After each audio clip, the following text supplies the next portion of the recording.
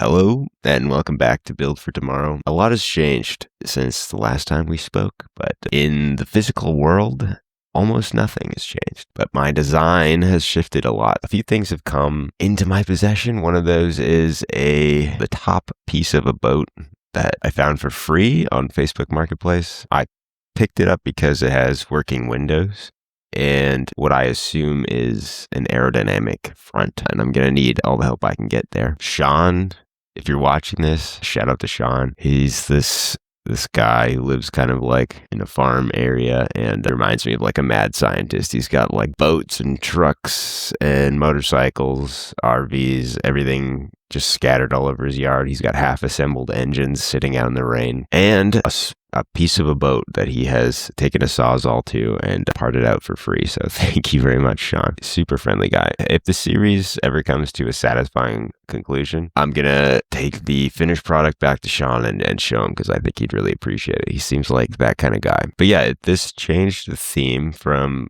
a sailboat theme to kind of like more of like a modern fiberglass theme, and this is my kind of vision now. Yeah, so that's what I want it to look like. And I've learned a few things over the past, I don't know, like what is it, a few weeks to a month that I've uploaded the last video. So my truck's load capacity is around 1,250 pounds, and the tires I have should be okay with that load and, under it, hopefully. So my previous thoughts were to build like a wood frame, like how you would build a house. I used to be a framer, so I was thinking like framing screws, wood glue. It would be super strong, definitely strong enough, more than strong enough for what I want to get out of this camper, but it'd be very heavy and would probably exceed the weight limit easily. And another thing is with how you'd frame a house is designed to be a static structure. And if you could think about, a camper on a truck, it'd be basically like the frame would be like undergoing an earthquake all the time. And this tends to like loosen the structure over time. And, it's just not designed for that. So I started exploring other options. One thing I came across a lot of DIY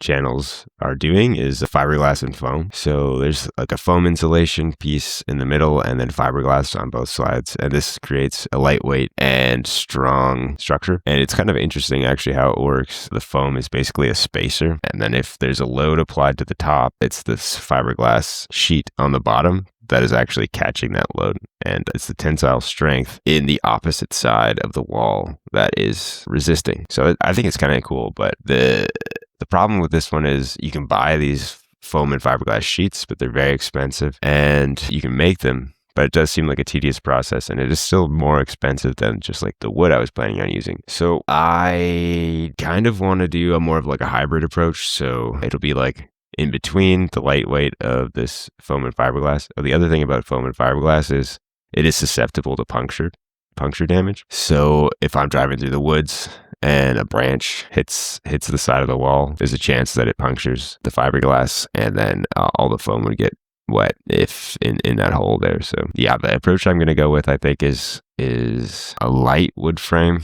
So probably ending up using like 2x2s instead of 2x4s. I was originally thinking 2x4s, 2x6, 2x8, this kind of thing. And yeah, that's just a lot of weight. So 2x2 frame and with a like 1/8" plywood skin, and then some sort of like a cedar veneer is what I'm thinking for aesthetics, and then a fiberglass shell around the whole thing. So I think this combined strength from the wood and the fiberglass will be enough to support the weight under the kind of like moving load that is going to be under when I'm driving. And then yeah, in the interior, I'm thinking some sort of like a futon or a folding bed. I want to be able to work in there if I'm doing some sort of like extended road trip. Yeah, I want to be able to work remotely from inside the camper. I think that'd be really cool. Go and just drive into the woods and work there for a week. That'd be really nice. And some stretch goals. I'm thinking maybe like a sink or a wood stove. I'm not sure if I'll have room for this or weight capacity for this, but we'll see how we go. And then the other main use of the interior is going to be storage. I want to have some sort of like organized storage space so I don't have to be constantly, moving stuff around and shifting things. So some shelves, some cupboards, some drawers. That's what I'm thinking. Some other considerations that have come up since the last video that I hadn't thought of before is, so if your vehicle is a certain width, you need some lights on it legally. So these are called clearance lights. So that's going to require some wiring. And then, so yeah, I'm going to plug that in just to the trailer 4-pin plug that is common. But yeah, I'll cross that bridge when we come to it. I also want to have a roof rack and a sunroof still. So yeah, I bought some polycarbonate sheets that have sort of like a UV protection on them. So I think that'll work well. I'm going to have to think about a door, a step, and a ladder to get on the roof. And then I've also bought some jacks. So yeah, that's going to be another thing I have to consider. Jacks are necessary because you need to be able to take this on and off of the truck. And when you're parked and, sleeping, the jacks help stabilize the camper so that it doesn't move around when you're sleeping or whatever. But yeah, that's kind of where I'm at. And I think it's going to look really nice. So I went through a little bit of a down period where I didn't know what to do, but yeah, I'm confident in this design. So moving forward, let's talk about what I have accomplished in the physical world, and that is I built a ramp, and this is kind of like a parking spot for my truck that's level so that I can build up from there, and it's kind of out of the way from, the rest of the things going on around the property. So yeah, let's get into that. So here's the idea. This beam is about the same length as the boards I'm going to be using, and it's about level here. It's 9 feet long. It's not quite the same length as the boards, but that's the idea.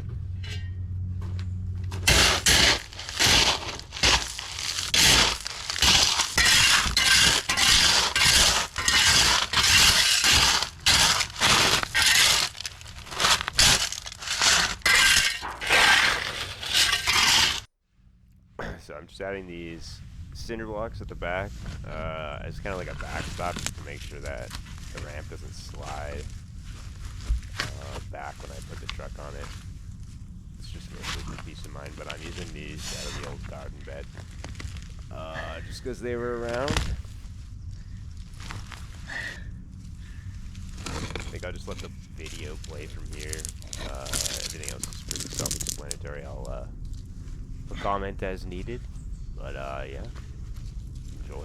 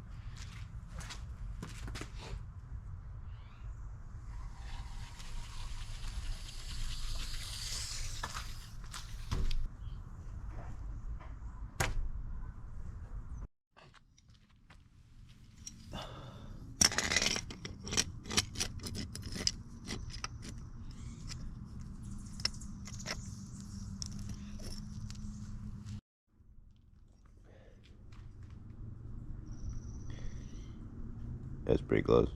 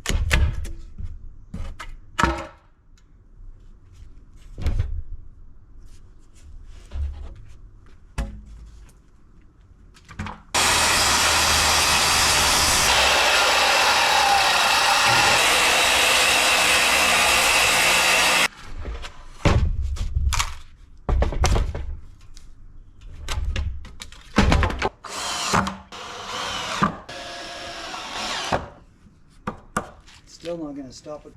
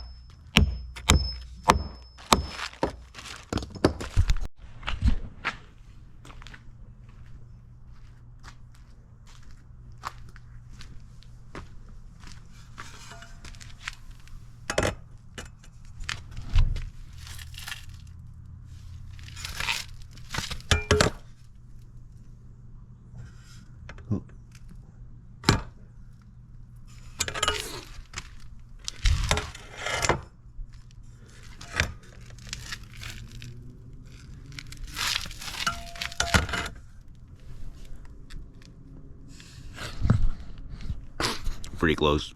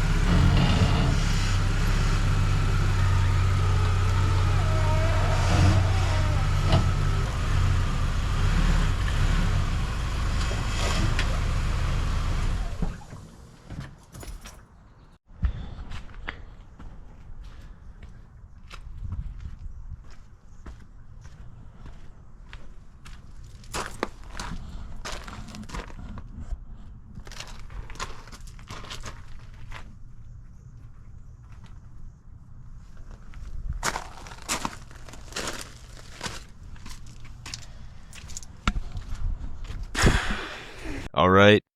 That's it for this time. I'm actually not too worried about whether the front to back is like leveled because the truck bed isn't going to be level anyways. All trucks are kind of like up on a tilt until a load is in the back and then they level out. So eventually it'll be level, but it doesn't actually matter right now. I just wanted it to be level enough so that stuff isn't sliding out the back. But yeah, if you like this kind of thing, make sure to like the video, smash that like button. And if you're a filthy fucking scallywag, make sure to subscribe to see this gallant vessel come to fruition. I'll see you next time.